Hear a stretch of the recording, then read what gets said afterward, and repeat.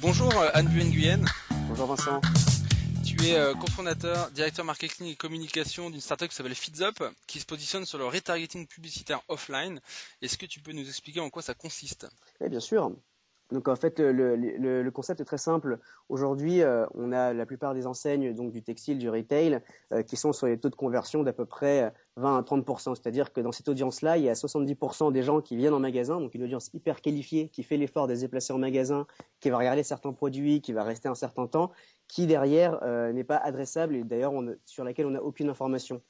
Le métier de FeedsUp, c'est justement d'arriver à fournir à ces commerçants-là, donc le commerce physique, les mêmes outils dont aujourd'hui les pure players, donc des outils d'analyse de trafic dans un premier temps, savoir concrètement qui vient dans mon point de vente, combien de temps il reste, quelle zone il visite et compagnie, mais derrière aussi leur permettre de réactiver toute cette cible-là, ce qu'on appelle nous un peu l'angle mort si tu veux, par du média. Donc le promesse est très simple. Un consommateur se rend dans un point de vente, va avoir un certain comportement et derrière, lorsqu'il va sortir du magasin et consulter une application mobile tierce, on va être en mesure de lui afficher une bannière mobile personnalisée suivant ses comportements précédents. D'accord. Il me semble que vous avez eu des aides au financement de votre startup. Tu peux évoquer un peu comment ça s'est passé, ce que ça vous a permis? Oui, bien sûr. Alors, FeedsUp, elle a été créée en 2011. C'est vrai qu'on a eu plusieurs vies en termes de produits, comme beaucoup de startups ont fait des pivots. Au tout début, on avait une application en marque propre qui était une sorte de Foursquare monétisé, de micro-localisation. Donc, on a fait très simple, on a regardé ce qu'il y avait dans le mobile. Et on s'est dit, OK, il y a peut-être des manières un peu plus simples que ça de faire de la géolocalisation d'intérieur, mais de façon précise. Donc, on est parti sur une solution qui fonctionne grâce au son. Donc, on a été notamment les premiers à la faire, à la lancer en Europe. Et ce qui nous a permis d'ailleurs de débloquer pas mal déjà de subventions au niveau du programme des R&D. Donc, on est accompagné par la BPI. On est une jeune entreprise innovante, donc bien évidemment, avec tout ce dont ça implique au niveau des charges et compagnie et de notre programme D&R&D. Et en parallèle de ça, on a aussi été lauréat Réseau Entreprendre et Sciences et Pôle Initiative, justement dans le cadre de notre démarche innovante. Et suite à tout ça, donc suite au premier déploiement, on a aussi levé des fonds. Donc aujourd'hui, on est sur une levée de 300 000 euros auprès de Business Angel et de VC, qu'on est venu compléter avec des participations de professionnels de la publicité en ligne. Donc voilà, des personnalités du média qui nous conseillent aujourd'hui au jour le jour. D'accord. Et alors pour le coup, quels sont vos clients et quel est votre business model? Alors aujourd'hui, on travaille, c'est vrai, principalement, donc l'offre, on l'a lancée en janvier, donc de retargeting publicitaire. On travaille principalement avec des foncières commerciales. On travaille notamment avec deux foncières qui sont leaders en Europe. On a déployé il y a quelques semaines, enfin il y a quelques mois maintenant, plutôt fin mai, les Terrasses du Port, un centre commercial qui appartient à Merson à Marseille. Donc la typologie, le cas d'usage sur ces premiers clients-là, c'est en fait de les aider à consolider leur audience mobile et de la requalifier en faisant télécharger l'application mobile uniquement aux visiteurs du centre. Donc concrètement, on va placer nos petits boîtiers, donc nos petites technologies dans le centre commercial. On va capter la présence des gens dans le centre. On va aussi savoir du coup les zones qui vont visiter les compagnies. Et derrière, en fait, on va cibler le média pour du téléchargement mobile uniquement sur cette audience-là. D'accord. Pour le coup, tu as évoqué les boîtiers. Tu peux détailler un petit peu comment ça fonctionne techniquement, parce que ça a l'air un peu magique de l'extérieur, de retargeter dans le monde physique. Donc, c'est à la fois une technologie sonore et également basée sur le Wi-Fi, c'est ça? Exactement. Alors nous, simplement, on rentre pas trop dans cette bataille de quelle est la meilleure techno. On a la chance déjà d'être propriétaire de la techno sonore, qui est une très très belle techno aujourd'hui, surtout si on la met face à du iBeacon. C'est vrai que nous, quand on va voir nos clients, on leur explique que c'est pas la peine de se tracasser avec ces problèmes-là. C'est notre métier à nous. On a en fait créé une sorte de couche d'abstraction technologique qui regroupe les meilleures technologies de micro-localisation du marché dans le but de fournir une techno qui va collecter un maximum de données en point de vente avec le moins de freins à l'usage possible. Donc en l'occurrence, notre boîtier va intégrer du son, du Wi-Fi et maintenant on commence aussi à faire du BLE, donc du iBeacon. Et l'idée, c'est qu'on va être capable d'être en mesure de capter soit les smartphones qui ont le Wi-Fi d'activé, soit ceux qui sont porteurs de l'application du retailer chez qui ils se trouvent. Voilà. D'accord. Donc très simple, effectivement, deux manières de Exactement. savoir qu'un utilisateur est dans le point de vente. Voilà. Et aujourd'hui, ça représente donc ces trois technologies couplées 40% du trafic réel d'un point de vente, ce qui représente à peu près 80% des mobinautes qui vont se promener dans un magasin ou un centre commercial. D'accord, donc il commence à y avoir une audience traquée intéressante en termes de scale, de volume. Exactement, sachant qu'en plus c'est un chiffre qui est forcément amené à évoluer, pardon, dans le bon sens, parce qu'aujourd'hui on parle dans toute transformation de smartphone de 50%, donc un Français sur deux qui a un téléphone, forcément ça va augmenter, donc ce chiffre des 40% là aussi naturellement. D'accord. Ensuite, tu évoquais de retoucher l'internaute qui est venu en point de vente lors de son surf sur son mobile, notamment sur les applications.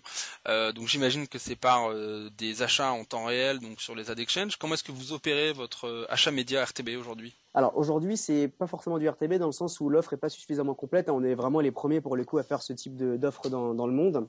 Donc l'idée, c'est que aujourd'hui, on travaille directement avec des éditeurs. Donc c'est simple, on leur achète le média et on leur permet on les aide justement à faire le bidding entre guillemets, hein, même si c'est du direct, sur des données que nous on a récupérées en point de vente.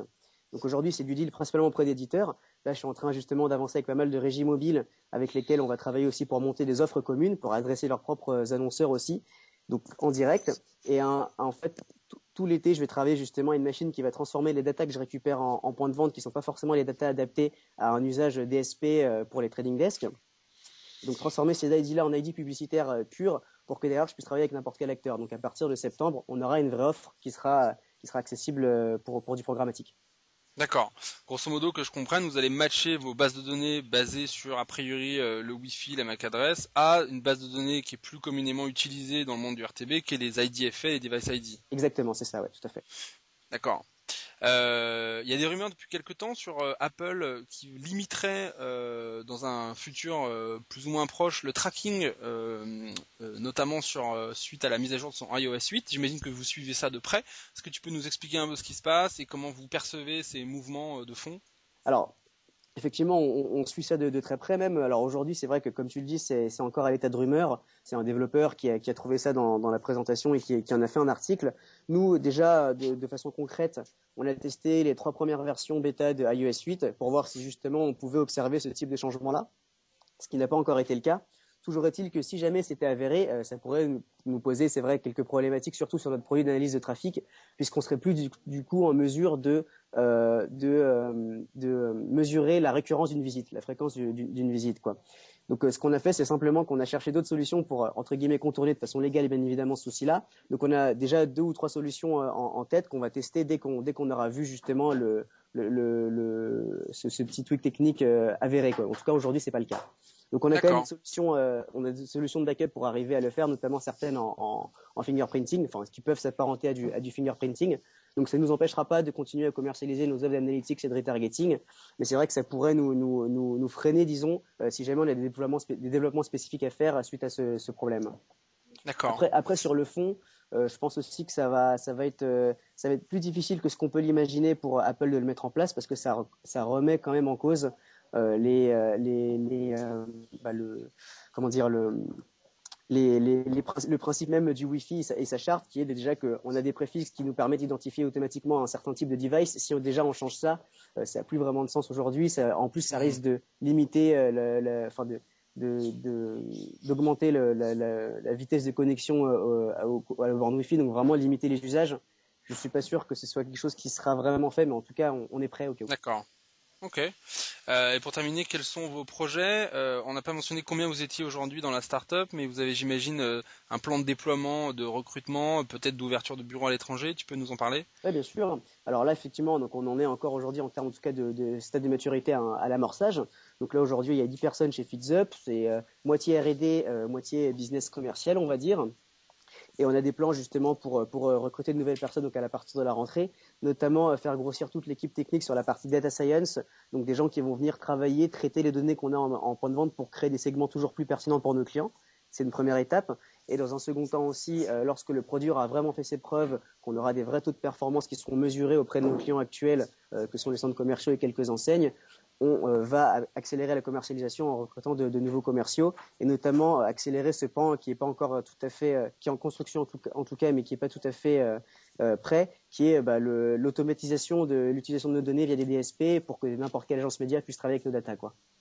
D'accord. Donc des perspectives on ne peut plus innovantes et intéressantes. C'est sûr, ouais. Anne Vu, merci beaucoup et on souhaite de réussir à FeedsUp. Merci à toi et à bientôt. À bientôt. Au revoir.